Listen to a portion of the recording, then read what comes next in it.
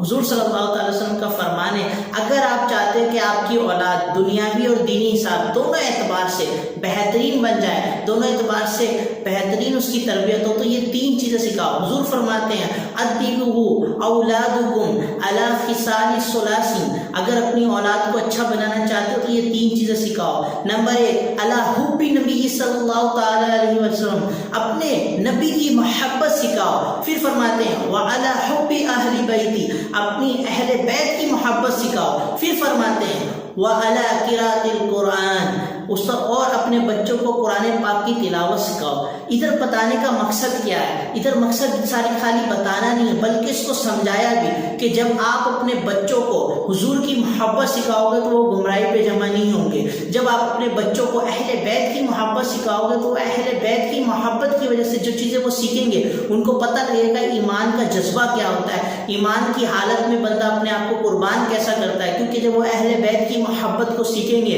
انہیں امام حسن امام حسین رضی اللہ تعالیٰ عنہ کا جب تذکرہ ملے گا تو ان کے اندر بھی جذبہ جہاد آئے گا۔ پھر حضور نے فرمایا کہ قرآن پاک کی تلاوت سکھاؤ، قرآن پاک سکھاؤ۔ خالی قرآن پاک کی تلاوت سکھانے سے مراد یہ نہیں ہے کہ آپ حافظ بنا دو، آپ صرف بچے کو ناظرہ پڑھا دو اور آپ نے یہ حقوق ادا کر دیا، بلکہ یہاں پہ وضاحت دی گئی ہے۔ علماء کرام فرماتے ہیں اس سے مراد یہ ہے کہ اپنے بچوں کو قرآن سکھاؤ تاکہ ان کو قرآن پاک پڑھنا آتا ہو، اور اس انداز سے سکھاؤ کہ اس کے معنی ان کو آتے ہوں۔ بعض لوگ کیا کرتے ہیں قرآن پاک تو سکھاتے ہیں اور فرماتے ہیں کہ ہم نے ترجمے کے ساتھ جو ہے نا اپنے بچوں کو قرآن پاک سکھایا ہے، لیکن یہاں ترجمے کے ساتھ سکھانا مقصد نہیں ہے بلکہ اس کو ترجمے کے ساتھ اس کی تشریح بھی آنی چاہیے، اس کی وضاحت بھی بتاؤ۔ ہم لوگ پڑھتے ہیں الحمدللہ رب العالمین، تمام تعریف اللہ کے لیے، لیکن اس کے اندر اور بھی وضاحت ہے۔ اس کو بتانے کا مقصد کیا بیان کیا گیا کہ تمام تعریف اللہ کے لیے، کون کون سی تعریف ہے اللہ کے لیے، یہ صرف ایک عالم دینی آپ کو بتا سکتا ہے، کیونکہ وہ قرآن پاک کو اسی انداز سے پڑھتا ہے اور اس کو تفصیل اور تشریح دونوں آتی ہیں۔ تو اپنے بچوں کو اس انداز سے سکھائیں،